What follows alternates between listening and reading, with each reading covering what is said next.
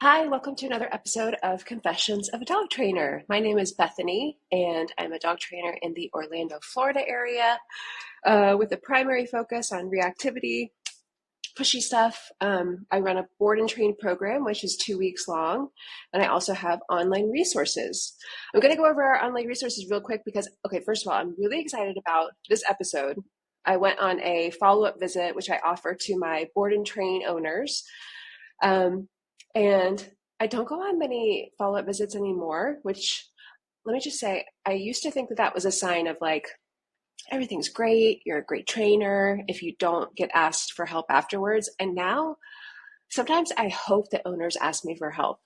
So I'm not even saying this, but I swear this is my truth.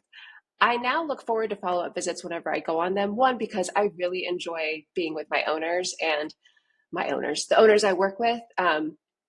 It's just enjoyable. The owners that I work with are all into this and they want to do the best that they can by their dogs and by themselves. And I want to help that happen. So it just makes sense that some owners will need help after the board and train program. So I always say to owners, and this is a little side note for trainers, whenever I talk with trainers and through our Trainer and You seminar, which I run with my very good friend Kate at K9 Dog Training, where it's a week-long seminar for trainers. If you're interested in that, I'll put the link in the show notes where you can get some more information. Our next one is in 2025. Anyway, what I like to say to owners for our board and train program is I offer help for the rest of you in your dog's life if you need it, as long as you are following with the things that I tell you to do. So I'm not going to go for a follow-up visit if an owner is like, oh, I haven't been using the e-collar, but my dog is being reactive again. Can you help me? No, because I do my part, you do your part, and then I will help as much as you need it afterwards. And I really enjoy that piece of it. And I also work with 1 to 2 dogs at a time. So it's not like I have so many dogs and owners to focus on. I get to be really individual with each owner and their dog. Not that other trainers aren't, but anyway. So I wanted to share, this was a follow-up visit with a dog who's been through our board and train program. And the owner said the last week, her dog was being a bit more reactive than usual. Could I come over for a session? Yes. So went over, and there are some things that stood out to me that I think would be helpful for you. A lot of you are struggling with reactivity with your dogs, as many of you already know, but I'll just say it. This podcast, there's a heavy focus on e-collar training because I want to peel back the curtains. What would you say? No, that's like an orange. I don't want this to, okay, with e-collar training, there's a lot of gatekeeping, I think. And honestly, I think a lot of trainers are nervous to share openly about e-collar stuff, especially dialing up on the e-collar or correcting for things because they can get pushback. And a lot of trainers are nervous about that. And I totally get it. I really am not anymore. I don't care. I do. That's not true. But I know now this is my 7th year of training full-time and sharing a lot on Instagram and getting a lot of pushback along the way. And I've just realized that a lot of that stems from fear of the unknown. A lot of people will comment negative things when they just don't know. And so they've heard something from Aunt Susie or neighbor Drew, I don't know. And so now they have this negative association with the e-collar, but it's based in untruths or it's like telephone, e-collar telephone. And that's really not the best way to get the most accurate information. So on this podcast, I like to share as much information as possible. Something I wanted to share, it was a message I got from someone and I just thought it was really cool. And we talk a lot on this podcast with context. It's not just like dial up to 100 and start tapping. That's not what we talk about. And many of you know that, but a lot of you are nagging your dogs with the e-collar. The one that we recommend has 100 levels. It's the Mini Educator. If you are unfamiliar with this and you're starting from scratch, I recommend our e-collar starter guide. That is going to be linked in the show notes as well. It includes 30 videos where you can hear exactly when I'm using the e-collar. If you're struggling with something like reactivity, I would recommend our Reactive Dog Bundle. So it's the e-collar starter guide plus our Reactive Dog Handbook, and both are packed with so much information. Those things plus this podcast, chef's kiss. Okay. If you have any questions, message me on Instagram. But those resources are there for you so that you have everything I talk about and so much more, plus references to specific dogs I've worked with.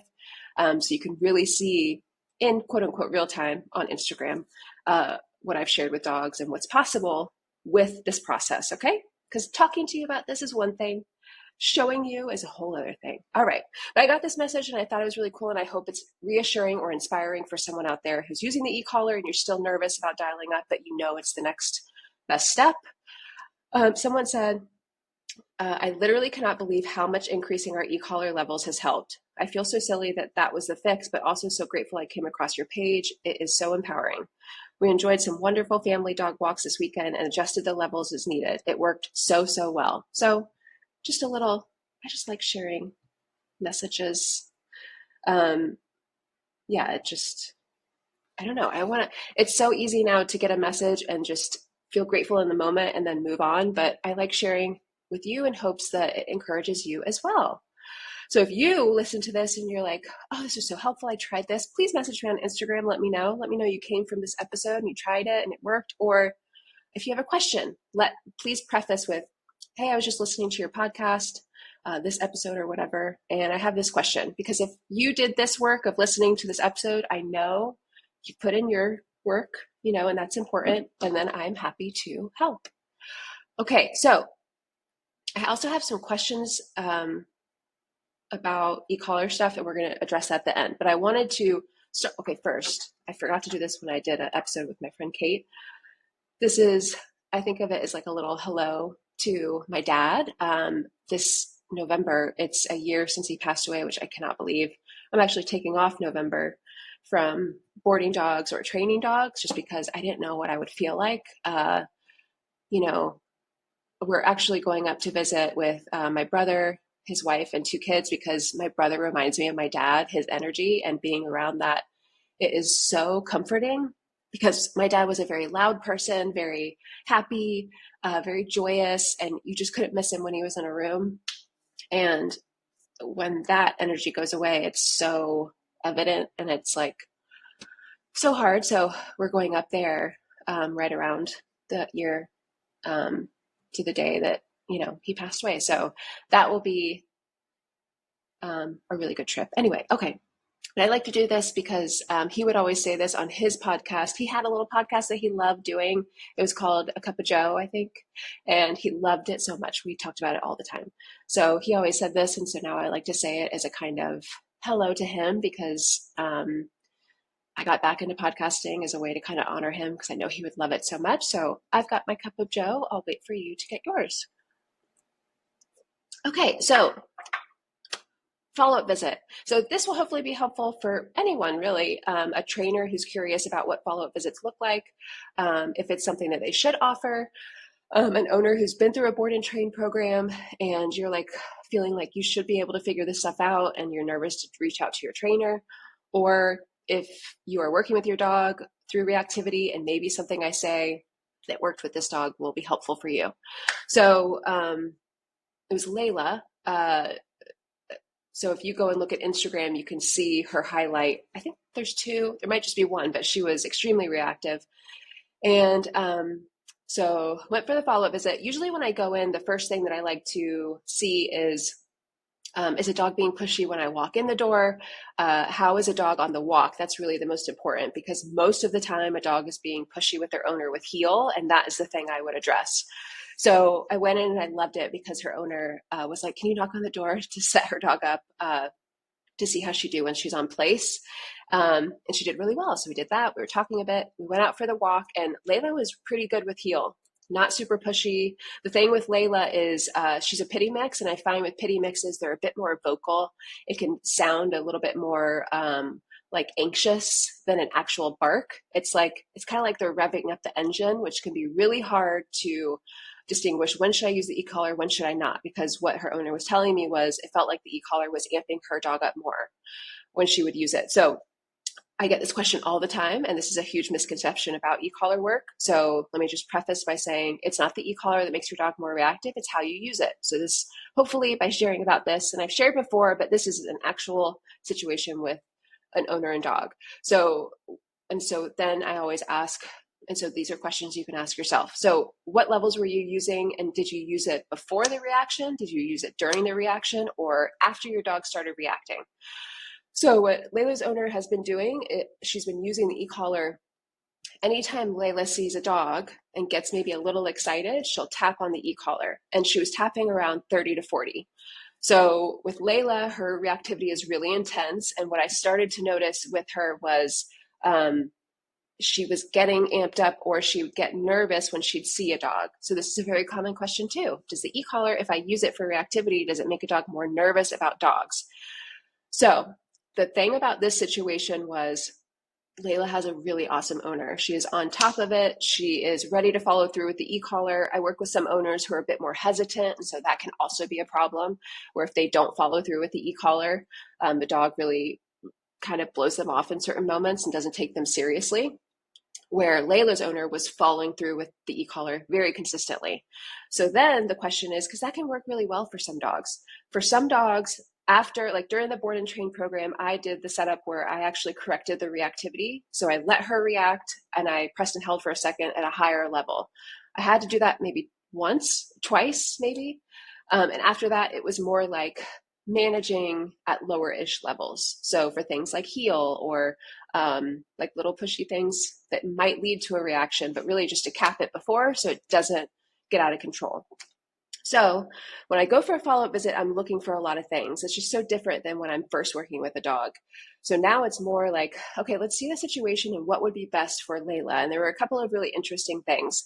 One, when Layla's owner told me that she was using the e-collar in the moment, so she'd tap before she thought a reaction would happen, and it would kind of set Layla off. She was around 40, I think.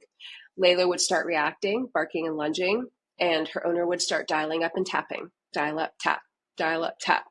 And so when you do that, it's chasing the excitement. Okay, so the thing about situations like that, me as a trainer, I might, and I've mentioned this before, where there are a lot of times where I'll dial up without looking because I've done it so many times with the e-collar. I know that it's going to be what a dog needs in that moment, where an owner, more than likely, is just going to dial up a little at a time, usually like 3 to 5 or something, where in a moment when your dog is reacting, it can be it underwhelms your dog, and it just like fuels the fire. It just makes them more, it irritates them. That's the best way to describe it. So you're nagging your dog in that moment. So for me, my thing was, okay, what I would like to do is, one, because she usually pushes not a baby carriage, a thing with a stroller with her baby in it, and has Layla with the hands-free leash, which I love. One thing that she wasn't doing was, if she would tap, she wasn't using the leash at all. So what I found with Layla that was really helpful, and might be helpful for you, I love a hands-free leash. I also, if I'm going to correct for things like heel, and if I feel like I have to keep doing it, one is the levels. Two, give a little bit of guidance with the leash. So what I had her do was hold the leash, and not tight, loose, but then be able to give a little pop backwards with the leash and prong when she gives a tap, to give extra clarity. Because something else that was happening was, I found we started walking past some dogs, and I would tell her owner, okay, don't tap unless I tell you to, because she was probably going to tap, because again, she follows through, which is great. Now that we've tried that, I want to see, okay, how does she do if we don't tap? Let's stack some moments where she sees dogs. I kind of want to see what her excitement level is, and if following through with the e-collar is necessary, or maybe a tap on tone to encourage movement with you. And sure enough, when we walked past one lady, found out her name was Judy, which I love. That would be a great dog name, by the way. Walked past Judy and her dog, and Layla went to go walk behind her owner. So that's an avoidance thing. That's not bad, but when your dog goes into avoidance mode, it is our job to step in and give guidance. So picking up the leash, give some guidance back over. A tap on tone in that moment would be really great to encourage her to move to the side with you. Now, you could tap to say no to breaking out of heel, but with Layla, what I was finding was we need to boost her confidence around dogs. So encouragement would be helpful. Doesn't mean that we won't follow through with a stim. So stim is short for stimulation, 1 through 100. But in this moment, this is where all situations are so different. And this is why you can't give a blanket statement about e-collar training, because it can be so individual. So when I was noticing with Layla, I was like, okay, her going behind you, we haven't even done anything with the e-collar. We need to start boosting her confidence a bit and stacking some moments of her walking past dogs without following through with the e-collar, unless it's tone to encourage movement. So tone, again, and we go over this in the e-collar starter guide, but it's the vibrate button on the e-collar on the mini educator that we use. And I switched that from vibrate to tone. You can find videos on YouTube on how to do this. I find tone plus stim is really helpful for things like recall. Tone is so helpful for encouraging movement. So on the walk, encouraging your dog to walk with you. So we did that. And another thing that was really helpful is her owner was underwhelming her with the levels she was correcting for heel. So if Layla got a little bit pushy with heel before we ever saw a dog, and this is important, this is why most of the time when I go for a follow-up visit, the dog is being pushy with her owner with heel. Layla really wasn't until we went on the walk. So what I told her to do was dial up a bit and give a more meaningful tap for heel, plus the leash a little pop backwards to give some clarity. A lot of times too, with a dog like Layla, a more meaningful level for a smaller moment. Heel seems like a smaller moment. Reactivity seems like a big moment because it's loud. You can hear it. It's like, loud. So usually that's when owners save those higher levels for that bigger moment, quote unquote. Well, no quotes. It's a big moment. But for something like being pushy with heel, that seems like a smaller moment. Most owners use a lower level. So if you are someone who's using the e-collar to hold your dog accountable for heel, but you have to keep following through with the e-collar for heel, and you're like, what is going on? Why can't you get this? Look at your remote. Think about what levels you've been using for that. And the next time, start a little bit higher. You could do it 10 higher, 5 higher. I don't care. Just try a higher level. So that worked really well with Layla. Now, when we start walking past dogs, I want to see how does she do if we don't use the e-collar. Now, we did have one moment where there was a guy with 2 huskies who, when, well, okay, first of all, this is really funny to me, and it happens all the time, where it's like when you want to find dogs, they're nowhere. When you don't want to find dogs and you're like working through reactivity and your dog is still reacting to stuff and you're like trying to avoid dogs. So we were trying to find them. Finally, we found this guy with 2 huskies, and they were kind of like, their energy was very excitable. And I was like, yes, jackpot. This is going to be a great one. This is why. This is trainer brain. I was excited about walking past. So I always, at follow-up visits, I prefer to have the owner holding the leash so that I can coach them on how to use the e-collar. I think it's empowering for the owner. I think it's helpful because even if it feels messy, the owner, you are going to be the one that is walking your dog when I leave. But she asked, can you take the leash and just show me what you do or tell me what you would do? So I took the leash. So I want you to know what I did was I dialed up to 100. The reason for this is feedback from the owner of the levels that she's been using, the levels that she's been getting up to for certain things, the level that meant something to her dog for heel and making it meaningful so that she wasn't pushy with heel anymore. Also, my history with Layla and knowing what levels I used with her. So the reason that I dialed up higher was, one, these 2 huskies were coming in with some big dog energy. And so I knew that if they were going to set Layla off, it was going to be a big moment. So I needed a big level to mean something. So what I did was I really just wanted to see how is Layla going to respond when she is in front of these dogs, also keeping in mind, I want to see, can we walk past these dogs without having to follow through with the e-collar to stack another moment? Like, hey, look, we just walked, I'm humanizing this, but in my mind, I'm like, okay, we're walking past these 2 worked up dogs. No big deal. Let's just keep walking. So what I did was I didn't have Layla in heel.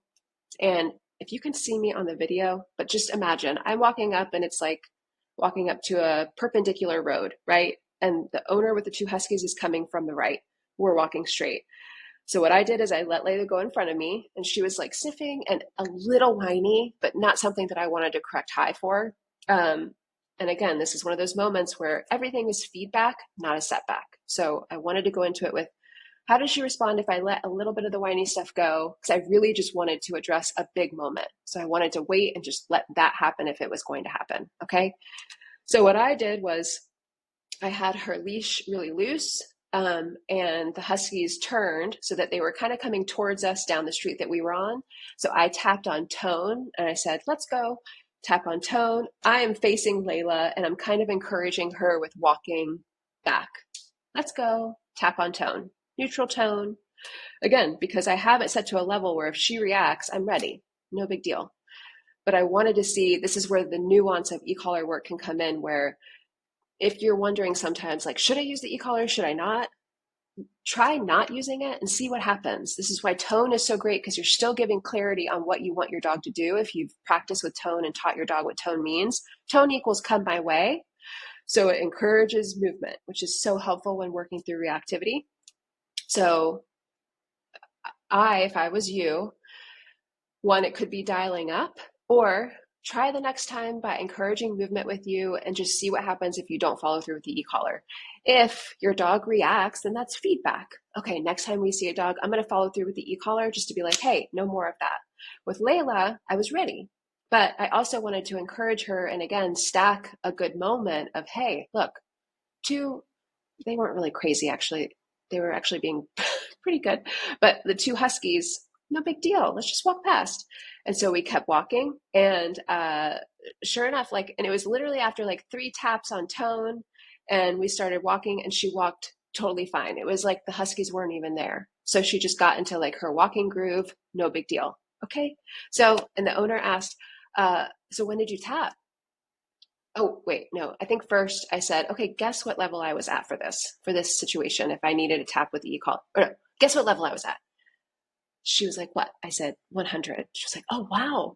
And I was like, yeah, just in case, because those two huskies were coming in with some big dog energy. I wanted to be able to follow through with that. And she was like, so when did you tap? I was like, I didn't. I just tapped on tone. And she was so surprised. So what I saw with her was, yes, we needed to follow through with the e-collar, but I think things for heel with a more meaningful level would be really helpful. And every now and then, you don't have to correct for every time she looks at another dog or gets amped up, because what I was seeing was it's kind of chipping away at her confidence. And what we want is for her to be able to pass by a dog and be like, no big deal. So I think, and this is why, I think it was an episode before the reactivity class episode, masterclass.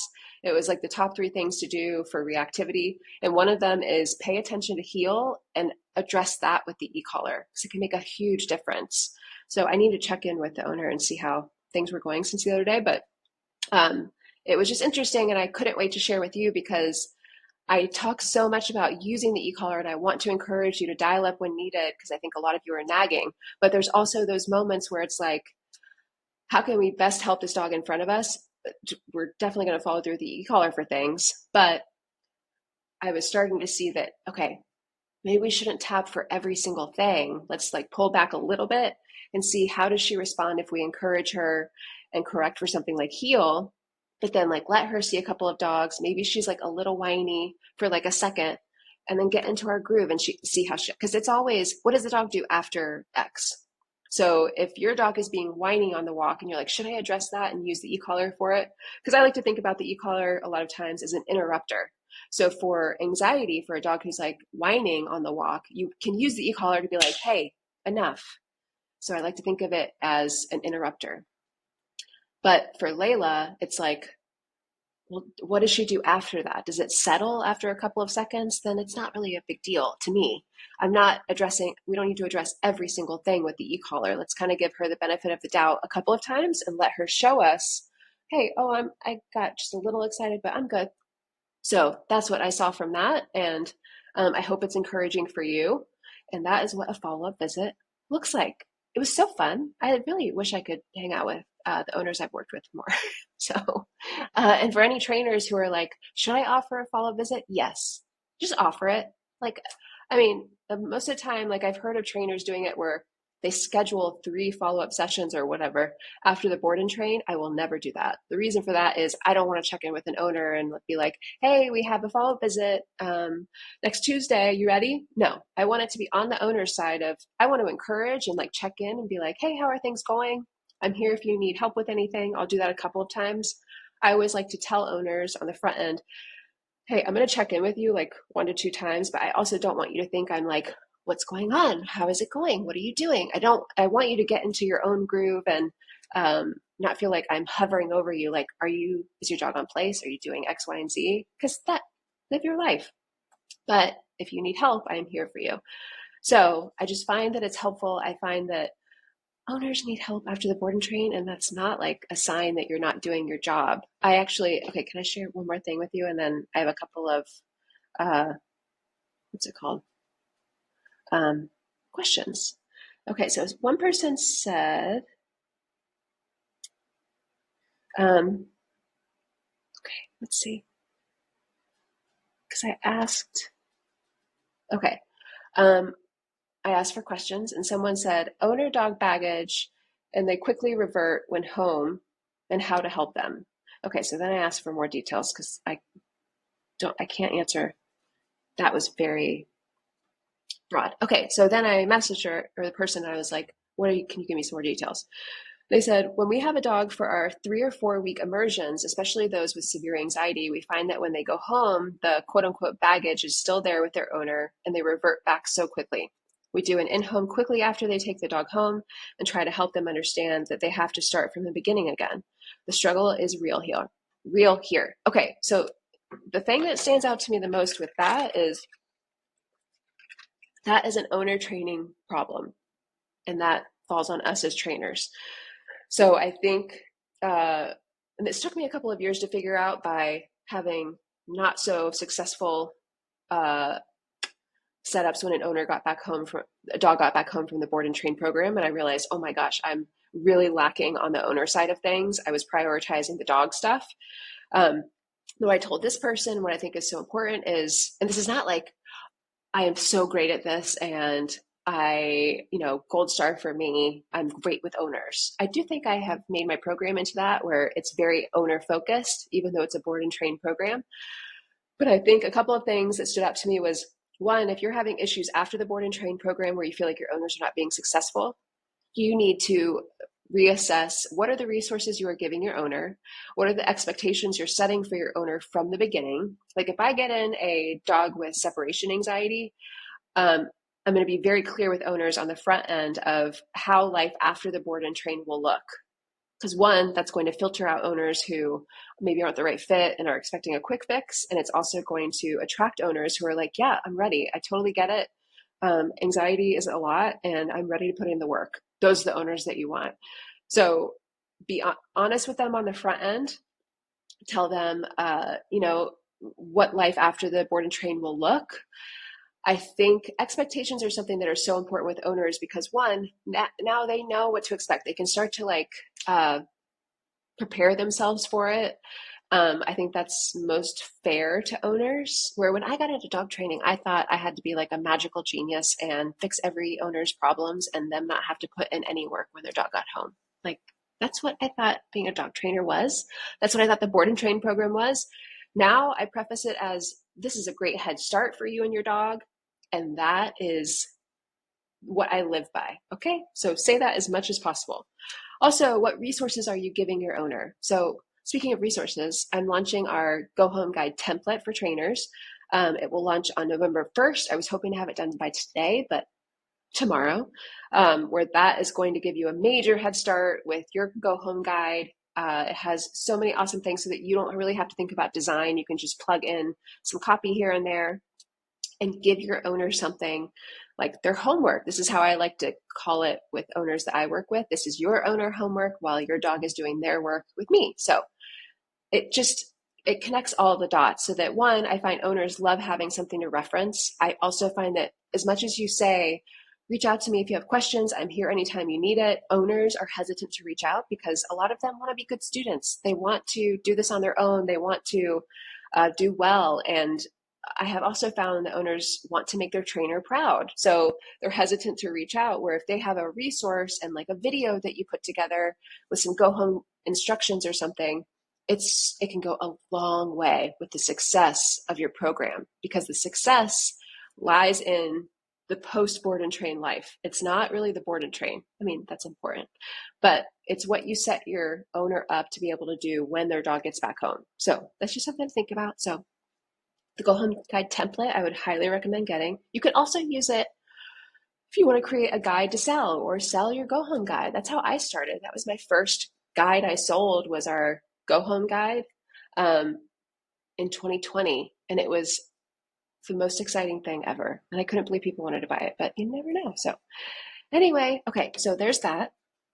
And I'm going to answer a couple of questions because we're, well, 30 minutes. That's not too bad. Does my dog wear her e-collar all day, every day? Yes. Anytime that you're home, I recommend having it on. Just think of it like a seatbelt. When you get into the car, is your seatbelt on? Yes. Just in case you get into a fender bender or something. So e-collar's on just in case you need it anytime you're home, except overnight.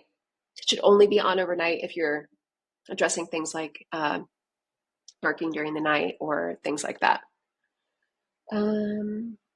How do I know at what point in her training I don't have to put the e-collar on her? So this is a personal thing, I think. Like for me, anytime I do get to a point with our dogs where they don't really need them on, but if they're going into the backyard, I like to have them on because we have dogs next door and fence fighting can happen.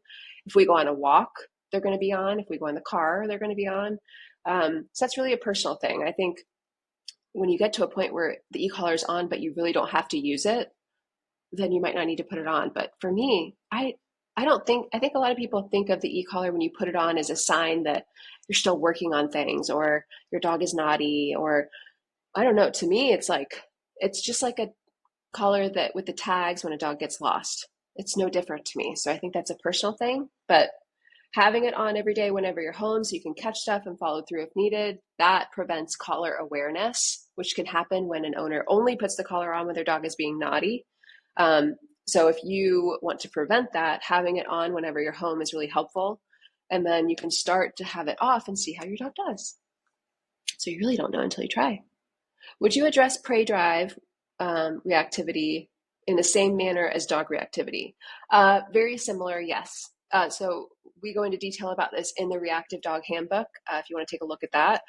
But yeah, I do pretty much because like with reactivity, I'll usually let a dog react and correct for that. Where with prey drive, what I might do is let a dog try and chase, like if we're on the walk or something, I might let a dog try and chase a squirrel and I'll correct for that.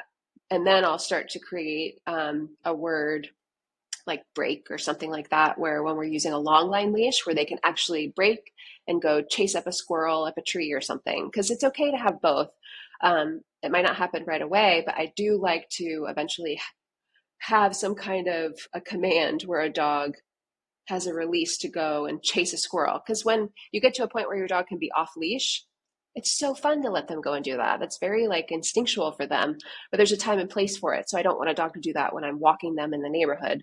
So it's very similar to correcting for reactivity. It's really just correcting for breaking out of heel or letting them make the mistake of actually trying to chase it and correcting for that. And then I would tap on tone, heel, that kind of a thing.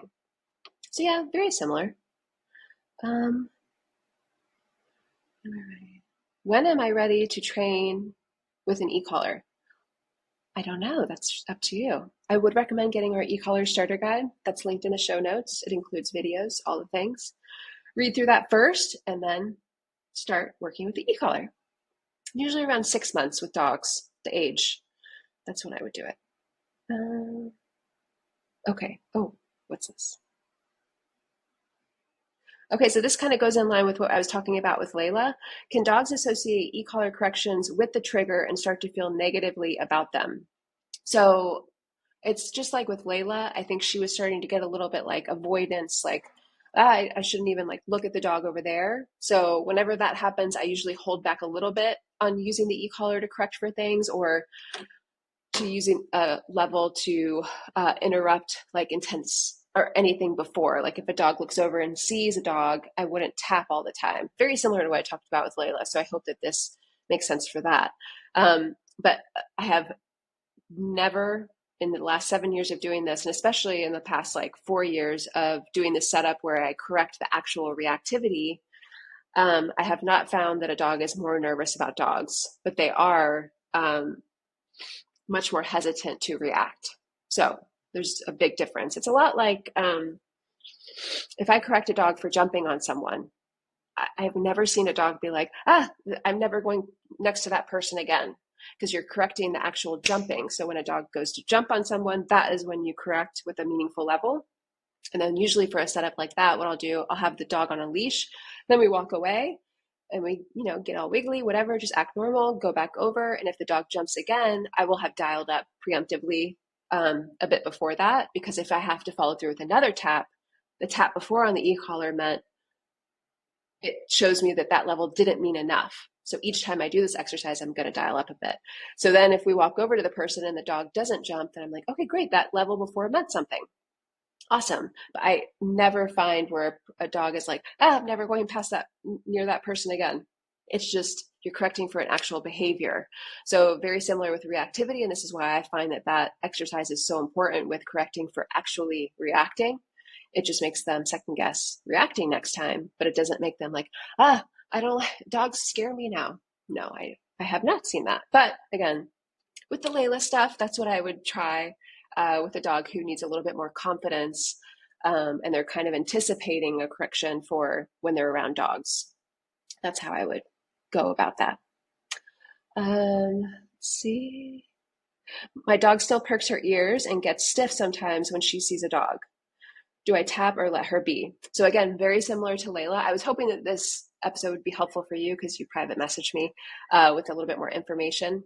And I've talked with you before. So I hope that that is helpful. I would encourage with some movement with tone.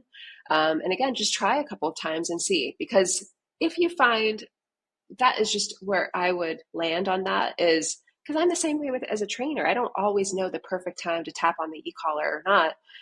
But if I'm in the space of like, should I tap? Should I not tap? I usually don't.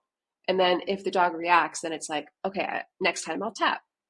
But I would just try not and just kind of see how does she do when we walk past this dog. A little bit of stiffness is not the worst thing in the world. Of course, we would all love our dogs to constantly be neutral, and you all are probably seeing trainers with dogs that are constantly neutral. We all have moments where the dog is a little bit amped up, but that doesn't mean that we should correct for that. In some moments, yes. The biggest question is, what does that lead to? And you really don't know until you let it happen. So a lot of other times it could be tap on tone. Let's go. Just to encourage like, hey, no big deal. Don't worry about that. Sometimes what I will do is like I did it with our dog, Johnny, who's on the couch, by the way. I'm so obsessed with him. He is just like so delicious.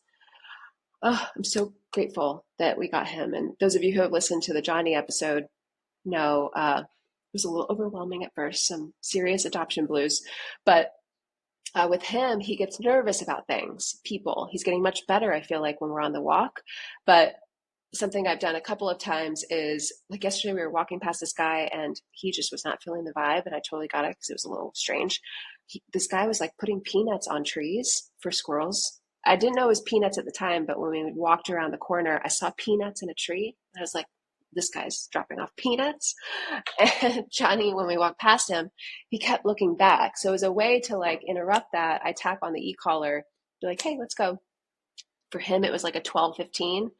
And I've gone up higher for recall and stuff. So, but it was more like a, hey, no big deal, just to keep him moving forwards, kind of to interrupt that looking back. Cause that can just lead to like, being really nervous. So, but that doesn't mean he'll be nervous about people. I'm just giving some communication with him. Because again, e-collar is a communication tool. You can use it for all kinds of things. But if you're ever wondering like, should I tap for this? Should I not? Try not, see what happens. We live by the mantra, you all know, I've said this so many times, it's feedback, not a setback. So even if your dog reacts in that moment, that's okay. We can reset, we can pivot, we can reflect on levels. It's all a learning curve, and you just get more fluent the more situations you're in, the more moments that you stack, good and bad, messy, not messy. And yeah, hope that makes sense.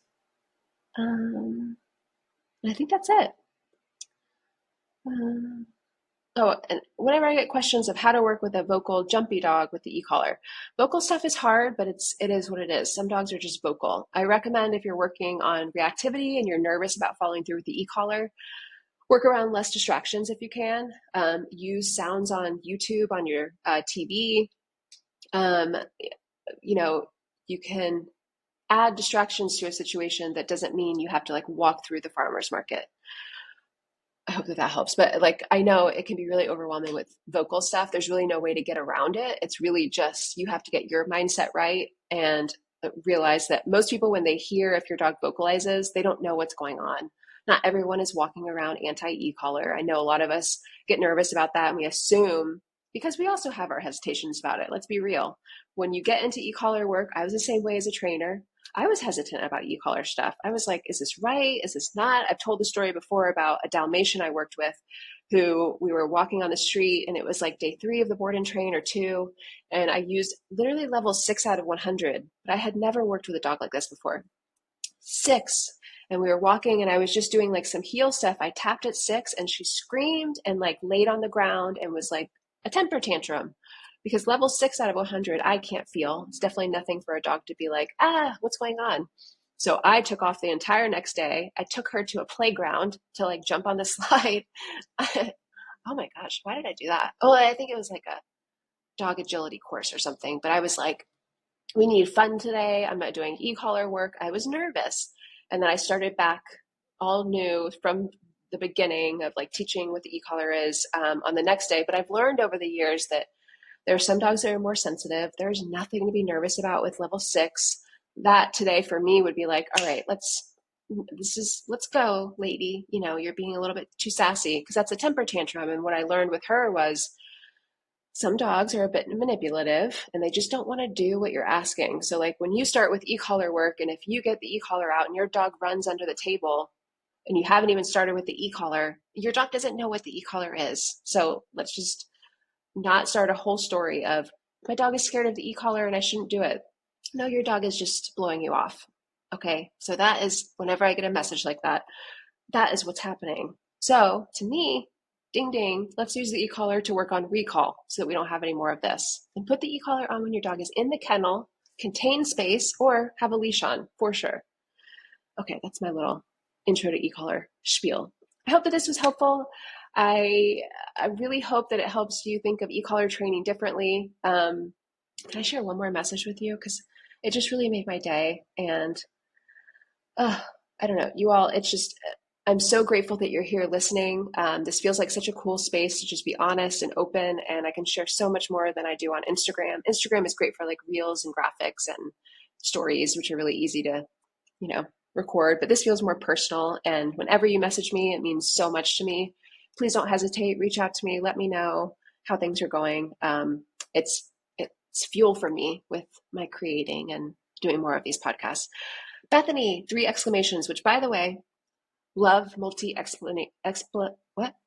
exclamation points. I am a big exclamation point fan and emoji fan. BTW. Okay. I found your podcast today. Your episode on the e-collar mistakes is exactly the instructions and confirmation that the e-collar is the way to go that I needed to hear. You've described everything that I felt as an owner. I think the stigma around e-collars made me question using higher levels, even though our trainer told us to do so. I was scared of going above 30 and ending up just annoying my dog. Also, I wasn't consistent with the use of it because I just felt so bad for him.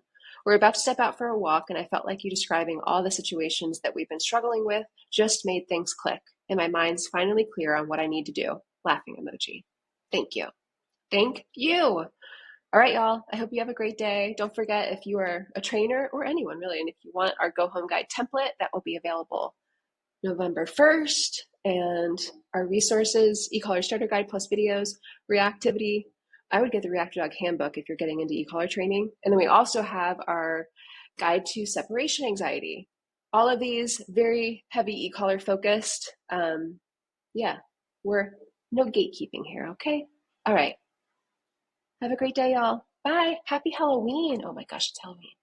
Bye.